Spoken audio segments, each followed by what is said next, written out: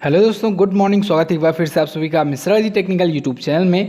दोस्तों आज है 20 मई। आज की इस वीडियो में हम लोग बात करेंगे आज के दिन के सभी इंपॉर्टेंट करंट अफेयर के क्वेश्चंस के बारे में। पूरी वीडियो ध्यान से देखिएगा, पूरी वीडियो डिटेल में आपको समझाई गई है। साथ ही साथ दोस्तों हम लोगों ने पुराने दिनों के करंट अफेयर के क्वेश्चंस को भी रिवाइज किया है।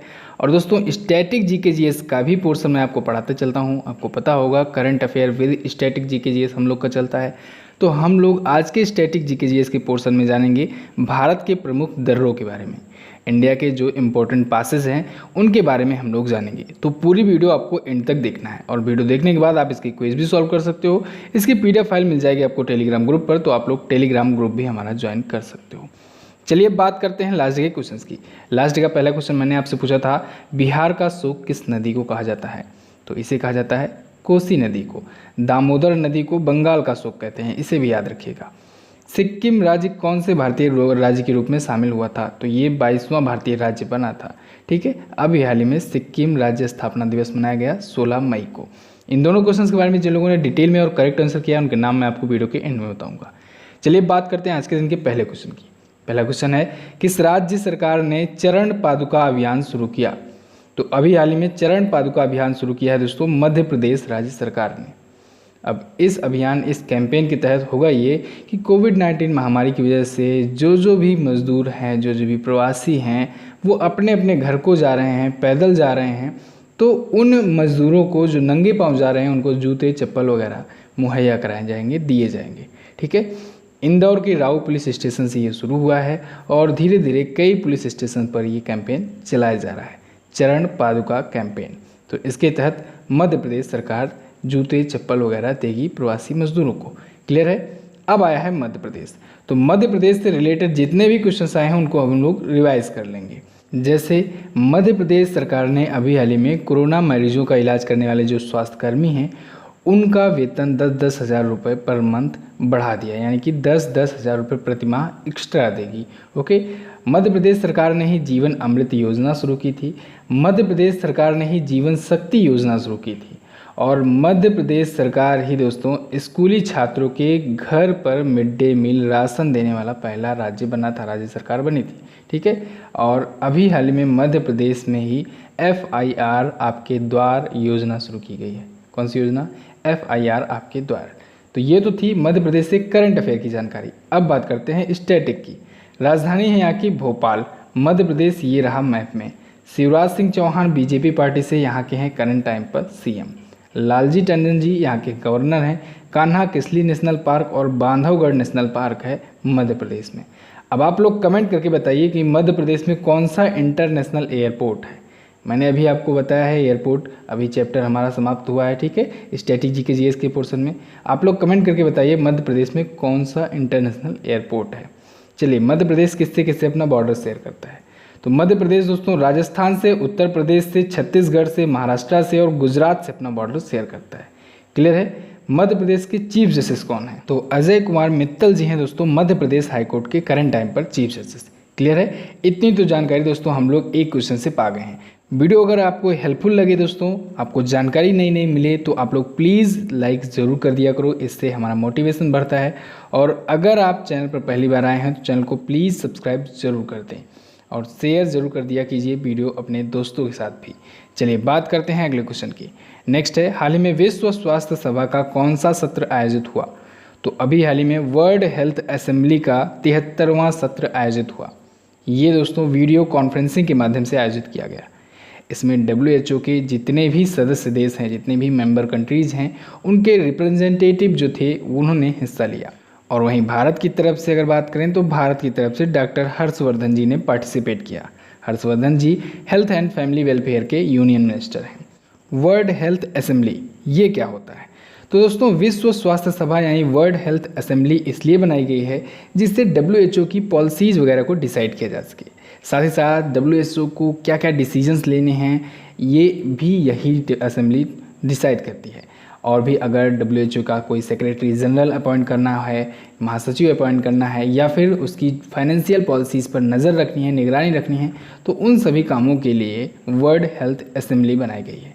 इसमें जितनी भी मेंबर कंट्रीज़ होती हैं उनके रिप्रेजेंटेटिव हिस्सा लेते हैं इसके सम्मेलन में। तो इस बार का इसका 73वां अभी हाल ही में सत्र आयोजित हुआ। ओके। अच्छा, अभी कल ही तो मैंने आपको बताया था कि भारत जो है वो WHO के एग्जीक्यूटिव बोर्ड का चेयरमैन बनेगा इस वर्ष, 1 वर्ष के लिए, ठीक है। अब वैसे तो इसका प्रतिवर्ष आयोजन होता है जिनेवा में, स्विट्जरलैंड में, लेकिन इस बार तो लॉकडाउन लगा हुआ है, इस वजह से वीडियो कॉन्फ्रेंसिंग के माध्यम से ये आयोजित किया जा रहा है। ओके, बात करते हैं हम लोग WHO की। WHO यानी कि वर्ल्ड हेल्थ ऑर्गेनाइजेशन, इसकी स्थापना हुई 7 अप्रैल 1948 को। 7 अप्रैल को इसी वजह से मनाया जाता है विश्व स्वास्थ्य दिवस। और इस बार के वर्ल्ड हेल्थ डे की थीम रखी गई है support nurses and midwife. Tedros Adhanom ji हैं इसके वर्तमान में दोस्तों महासचिव, और टेड्रोस एधनोम हैं इथियोपिया के, और यहीं से हुआ था विवाद। कहा यह जाता था कि टेड्रोस एधनोम को WHO का हेड बनाने में चाइना का बहुत बड़ा हाथ रहा था। इसी वजह से चाइना का सपोर्ट करने वाला बताया जा रहा है WHO को अमेरिका के द्वारा, ठीक है। और यही वजह से है जिसकी वजह से विवाद खड़ा हुआ है और अमेरिका ने अपनी फंडिंग रोक दी है। अब अगर आप दोस्तों डेली वीडियो हमारे देखते होंगे तो आपको WHO, अमेरिका और चाइना के बीच जो भी विवाद चल रहा है इस मामले पर, इसकी पूरी जानकारी मिल गई होगी। दोस्तों अगर आपको एक ही वीडियो में बताऊंगा तो ये बहुत ज़्यादा लंबा हो जाएगा, इस वजह से मैं एक ही वीडियो में नहीं बताने की कोशिश करता हूँ। धीरे धीरे करके आपको थोड़ी थोड़ी ये एक्स्ट्रा जानकारियाँ दिया करता हूँ। ये एक्स्ट्रा चीज़ें इसलिए बताई जाती हैं दोस्तों जिससे आपको स्टोरी मालूम चल सके, और अगर आपको एक बार स्टोरी मालूम चल गई तो फिर उससे रिलेटेड क्वेश्चंस आपके आसानी से बन जाएंगे। चलिए अगला देखते हैं। अगला है, हाल ही में किस सरकारी बैंक ने गोल्ड लोन की सुविधा शुरू की? तो अभी हाल ही में दोस्तों केनरा बैंक ने गोल्ड लोन की सुविधा शुरू की है। गोल्ड लोन सुविधा के तहत क्या होगा? इसके तहत दोस्तों कोविड-19 महामारी के कारण जो भी कस्टमर्स घर पर बैठे हुए हैं, उनको फाइनेंशियल नीड है, वित्तीय ज़रूरत है, तो वो अपनी फाइनेंशियल नीड को पूरा करने के लिए गोल्ड लोन की सुविधा का लाभ उठा सकते हैं। इसके तहत होगा ये कि केनरा बैंक जो है वो 30 जून 2020 तक, कब तक?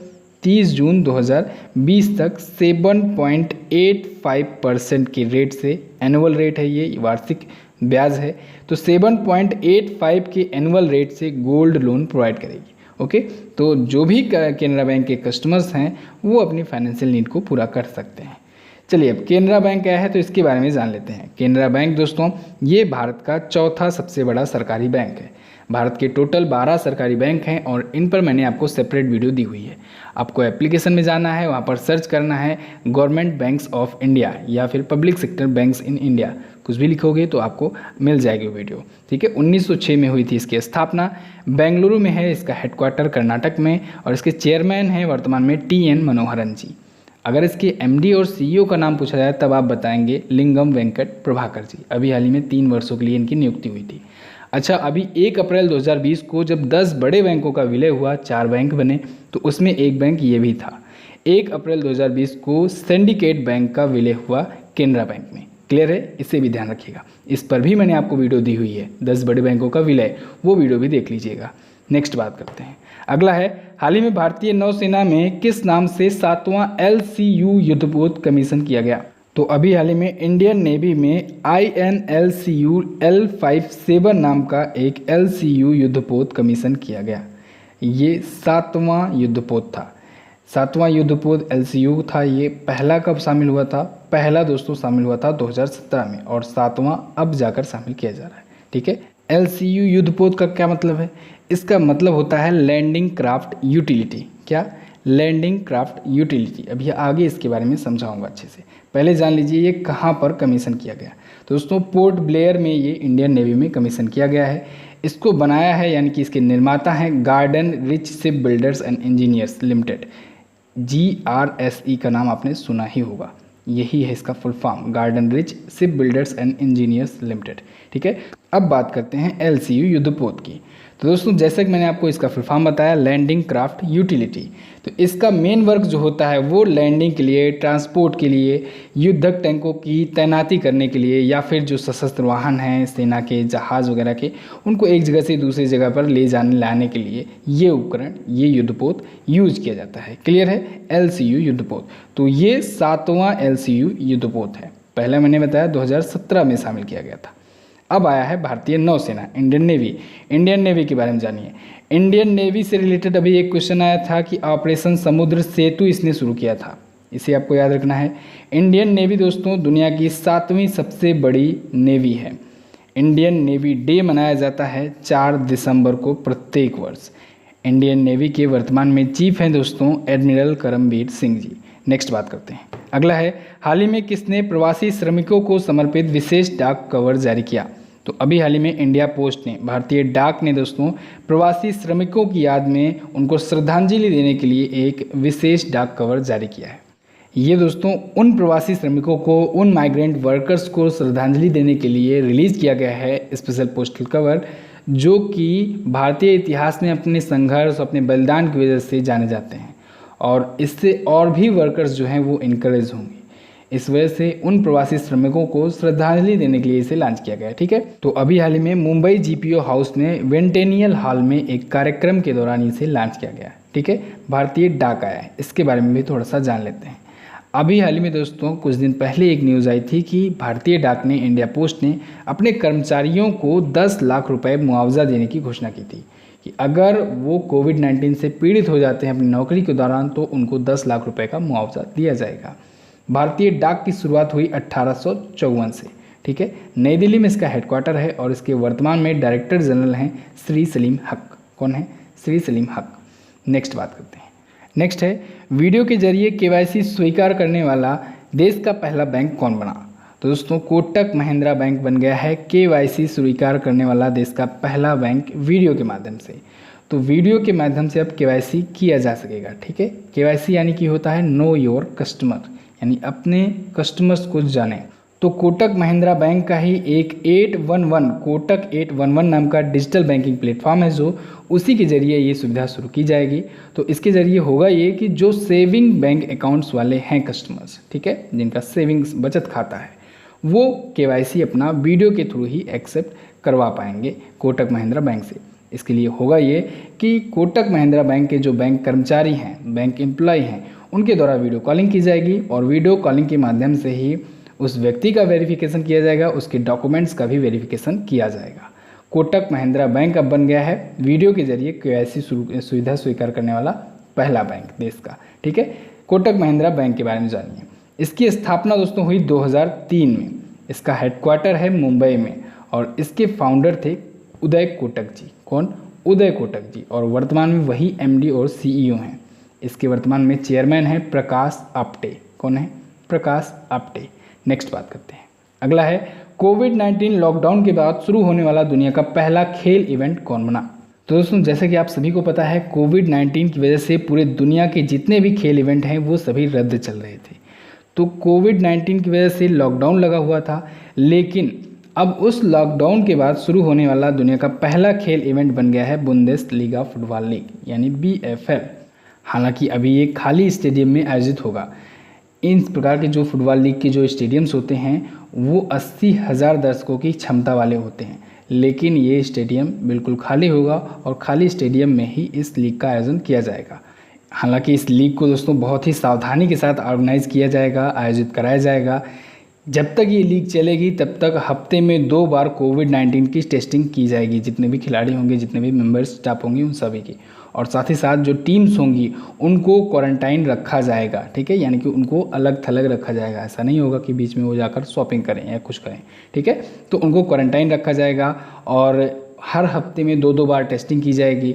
तो आगे दोस्तों हो सकता है IPL भी शुरू किया जाए, तो IPL में भी ऐसा करना चाहिए अगर IPL खाली स्टेडियम में शुरू होता है तो। और ये शुरू तो किया जाएगा क्योंकि BCCI जो है वो पूरा डिपेंडेंट होता है IPL पर। IPL से ही बहुत बड़ी मात्रा में उसको अर्निंग होती है और इसी वजह से BCCI जो है वो दुनिया में सबसे ज़्यादा कमाई करने वाला कोई क्रिकेट ऑर्गेनाइजेशन है, क्रिकेट संगठन है। ओके, नेक्स्ट बात करते हैं।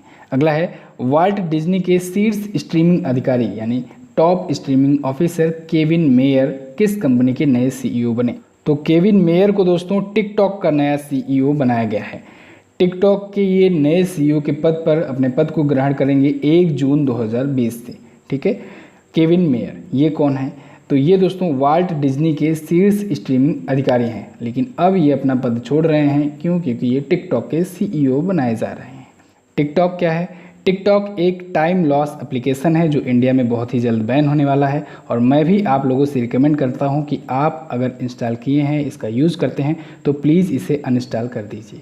ये बिल्कुल आपका समय ख़राब करता है और बहुत सारी न्यूज़ेज आई हैं बहुत सारे देशों से, कंट्रीज से, जैसे अमेरिका वगैरह में ये ऑलरेडी बैन है, क्योंकि आती हैं न्यूज़ेज़ कि ये खुफिया जानकारी भी शेयर करता है, लोगों के डेटा को भी चुराता है। तो इसलिए आप इसे अनइंस्टॉल कर दें। और वैसे रेटिंग तो इसकी घटकर ख़त्म हो ही जा रही है धीरे धीरे। तो टिकटॉक जो है फाइनली चाइना की एक बाइट डांस टेक्नोलॉजी कंपनी है, तो उसी बाइट डांस टेक्नोलॉजी कंपनी का ही एक ऐप है टिकटॉक। इसे डिलीट करिए। नेक्स्ट बात करते हैं। अगला है, हाल ही में NAREDCO के महानिदेशक कौन बनाए गए? तो अभी हाल ही में दोस्तों राजेश गोयल जी बने हैं NAREDCO के नए महानिदेशक। इसका फुल फॉर्म होता है national real estate development council. क्या होता है? National real estate development council. तो इसके ये वर्तमान में नए महानिदेशक डायरेक्टर जनरल बनाए गए हैं। इससे पहले ये हिंदुस्तान प्रीफैब लिमिटेड के CMD थे, चेयरमैन एंड मैनेजिंग डायरेक्टर थे। इन्हें इस सेक्टर में दोस्तों 37 वर्षों से ज़्यादा का अनुभव है राजेश गोयल जी को। तो अभी हाल ही में ये इसके निदेशक बनाए गए हैं, महानिदेशक बनाए गए हैं। अगला है, साइसेक ने साइबर सुरक्षा स्टार्टअप के लिए कौन सा कार्यक्रम शुरू किया? तो अभी हाल ही में साइसेक ने दोस्तों हैक नाम का एक साइबर सिक्योरिटी स्टार्टअप शुरू किया है। हैक नाम का ये साइबर सिक्योरिटी स्टार्टअप है। इसे दोस्तों सेफ और सिक्योर डिजिटलाइजेशन के लिए शुरू किया गया है। किसके द्वारा?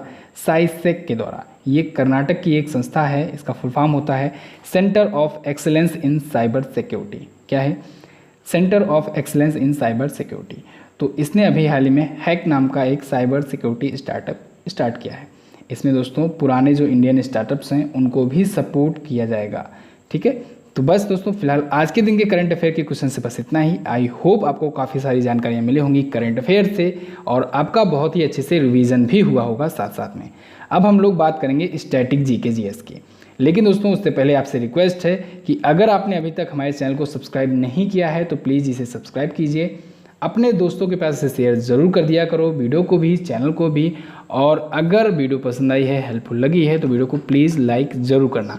आपके एक लाइक से हमारा मोटिवेशन बढ़ता है और अगले दिन मैं आपको और अच्छे तरीके से समझाने की कोशिश करता हूँ। तो प्लीज़ आप लोग वीडियो को लाइक ज़रूर किया करो। आज की इस वीडियो में दोस्तों हम लोग बात करने वाले हैं भारत के दर्रों के बारे में। भारत के जितने भी प्रमुख दर्रे हैं, इम्पोर्टेंट पासेस हैं, उनके बारे में जानेंगे कि ये पासेस क्या होते हैं, कैसे बनते हैं और कौन कौन से इंपॉर्टेंट है, किस किस राज्य में स्थित हैं और किसको आपको याद रखना है। तो पूरा आप लोग को ध्यान से देखना है, बहुत ही इंपॉर्टेंट टॉपिक होने वाला है ये। भारत के प्रमुख दर्रे, इंडिया के मोस्ट इम्पॉर्टेंट जो पासेस हैं। तो दर्रा होता क्या है? तो दोस्तों जब भी दो पहाड़ों के बीच में कोई जो गैपिंग होती है, जो गैपिंग बन जाती है, उसे कहा जाता है दर्रा। ये गैपिंग बनने के पीछे के कई रीजंस होते हैं, जैसे कि हो सकता है भूकंप आया रहा हो, इस वजह से ज़मीन धंस गई हो, ठीक है, या फिर किसी अन्य कारणों की वजह से ज़मीन बीच की जो धंस जाती है, ठीक है, इस वजह से भी बन सकता है, या फिर नदियों के बहाव से जो कटान हो जाता है, इस वजह से भी दर्रे बन जाते हैं। ठीक है, नदियाँ जब बहती हैं तो मैक्सिमम कारण तो यही रहता है, नदियाँ बहने की वजह से ही दो पहाड़ों के बीच में गैपिंग हो जाती है। ठीक है, और भी कई रीजंस हैं, जैसे कि ज़मीन का खिसक जाना या फिर उल्का पिंड का गिरना, ये सब वजहों से भी पासेस बन जाते हैं। ठीक है, पास मतलब यही हो गया, दर्रा मतलब यही हो गया कि दो बड़े ऊंचाई वाले स्थल के बीच में कोई एक बड़ी संरचना या रास्ता। ठीक है, तो ये हो गया दर्रा। अब बात करते हैं हम लोग भारत के प्रमुख दर्रे कहाँ कहाँ पर स्थित हैं, किसके राज्य में, जहाँ से क्वेश्चन एग्जाम में बनते हैं।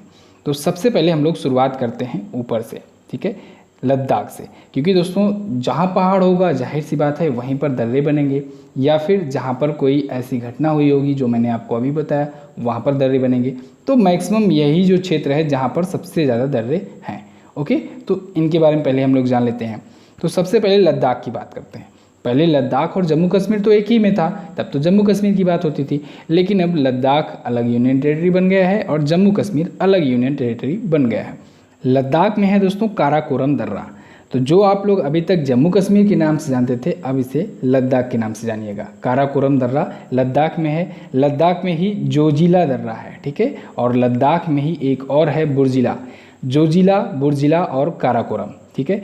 बुर्जिला दर्रा जो है दोस्तों वो गिलगिट बल्तिस्तान में है।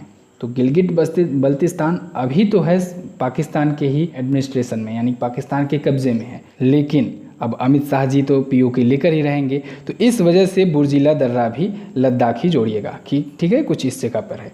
अच्छा, बुर्जिला दर्रा जो है दोस्तों, ये श्रीनगर को गिलगित बल्तिस्तान से जोड़ता है, इसे भी याद रखिएगा। अब बात करते हैं जम्मू कश्मीर की, धरती का स्वर्ग कहा जाने वाला जम्मू कश्मीर। यहाँ पर है दोस्तों पीर पांजल दर्रा, और जम्मू कश्मीर में ही है बरनिहाल दर्रा, ठीक है। बरनिहाल का अर्थ होता है बर्फीला तूफान। तो पीर पांजल दर्रा और बरनिहाल दर्रा, ये दोनों दर्रे हैं जम्मू कश्मीर में। क्लियर है। अच्छा, जम्मू कश्मीर दोस्तों केसर मसालों के लिए जाना जाता है, और इसको अभी हाल ही में जीआई टैग दिया गया था। अभी कल की वीडियो मैंने जो आपको दी हुई है जीआई टैग्स पर देख लीजिएगा, उस पर मैंने आपको बताया था जीआई टैग केसर को मिला है अभी हाल फिलहाल में। तो फिलहाल याद रखिएगा पीर पांजल दर्रा और बरनिहाल दर्रा, ये दोनों दर्रे हैं जम्मू कश्मीर में। और लद्दाख में जो इंपॉर्टेंट दर्रे हैं उसमें है काराकोरम, जोजिला और बुर्जिला। अब आ जाते हैं हिमाचल प्रदेश में। हिमाचल प्रदेश में है दोस्तों रोहतांग, बाड़ालाचा और सिपकिला। कैसे आपको बोलना है, एक रिदम में बोलना है, रोहतांग, बाड़ालाचा और सिपकिला। तो रोहतांग दर्रा, बाड़ालाचा दर्रा और सिपकिला दर्रा, ये तीनों दर्रे हैं कहाँ पर, हिमाचल प्रदेश में। उत्तराखंड में है दोस्तों माना, नीति, लिपुलेख। क्या है, माना, नीति, लिपुलेख, यानी माना दर्रा, नीति दर्रा और लिपुलेख दर्रा, ठीक है, लिपुलेख पास। तो ये आपको बोलना है माना, नीति, लिपुलेख। ये सभी इंपॉर्टेंट दर्रे हैं दोस्तों जो मैं आपको बता रहा हूँ। आप बिल्कुल टेंशन मत लीजिए, एक दो बार आप लोग रिवाइज करोगे तो सब कुछ आपको आसानी से याद हो जाएगा, ठीक है। अभी मैं आपका रिवीजन भी करा दूंगा फिर से। चलिए, इसके बाद इम्पॉर्टेंट है सिक्किम का दर्रा। सिक्किम में है दोस्तों नाथुला और जिलेपला। ये नाथुला दर्रा बहुत पूछा जाता है एग्जाम में, नाथुला और जिलेपला है सिक्किम में, ओके। इसके बाद आ जाइए अरुणाचल प्रदेश। अरुणाचल प्रदेश में है दोस्तों बुमला और यांगयाम। क्या है, बुमला और यांगयाम। चलिए, अब ये तो हो गए उत्तर भारत के, कुछ आ जाते हैं मिडल भारत और दक्षिण भारत से जान लेते हैं। जैसे कि महाराष्ट्र में दो है, थाल घाट और भोर घाट, इसे याद रखिएगा, थाल घाट और भोर घाट। और केरल में है दोस्तों पाल घाट। तो आप लोग घाट से याद रख सकते हैं कि जितने घाट नाम से हैं वो मध्य भारत या दक्षिण भारत में है, ठीक है, यानी कि साउथ इंडिया में है। तो थाल घाट और भोर घाट है महाराष्ट्र में, और पाल घाट है केरल में, ठीक है। तो ये तीन दर्रे आप लोग और याद रखिए। चलिए, अब चूंकि दोस्तों ये जो स्टैटिक जीके जीएस का पोर्शन आपके लिए शुरू किया गया है, करंट अफेयर विद स्टैटिक, ये तो आपके रिवीजन के लिए शुरू किया गया है। अभी दोस्तों केवल आप लोग एग्जाम पॉइंट ऑफ व्यू से देखिए, जो इम्पोर्टेंट है केवल उसी के बारे में जानिए। आगे चलकर जब आपको ज्योग्राफी की सीरीज़ में जब कभी डिटेल में फुल एक्सप्लेनेशन के साथ वीडियो दी जाएगी तो उसमें बहुत ही अच्छे से पूरा दर्शाकर सभी दर्रों को एक्सप्लेन करके बताया जाएगा, ठीक है। तो फिलहाल हम लोग एक बार जल्दी से क्विक रिवीजन कर लेते हैं। लद्दाख में है दोस्तों काराकोरम, जोजिला और बुर्जिला। जम्मू कश्मीर में है पीर पांजल और बरनिहाल। और हिमाचल प्रदेश में है रोहतांग, बाड़ालाचा और सिपकिला। उत्तराखंड में है माना, नीति, लिपुलेख। और सिक्किम में है नाथुला और जिलेपला, नाथुला का नाम आपको याद रखना है। और अरुणाचल प्रदेश में है बुमला और यांगयाम। कौन सा है, बुमला और यांगयाम। दक्षिण भारत में आ जाएं तो थाल घाट और भोर घाट है महाराष्ट्र में, और केरल में है पाल घाट। तो ये तो थे दोस्तों भारत के इंपॉर्टेंट पासेस, भारत के प्रमुख दर्रे जहाँ से एग्जाम में क्वेश्चन देखने को अक्सर मिलते हैं। आई होप आपके लिए हेल्पफुल साबित होगा। चलिए अब बात करते हैं क्वेश्चन ऑफ द डे की। आज का पहला क्वेश्चन है आपके लिए, महाराष्ट्र में विधानसभा सीटों की संख्या कितनी है। अगला है, बंगाल की खाड़ी में उठे तूफान अम्फान का नाम किस देश ने दिया है। अच्छा दोस्तों, इस पर मैंने आपको वीडियो बनाई हुई थी कि कौन सा देश डिसाइड करता है कि अगला कौन सा नाम होगा।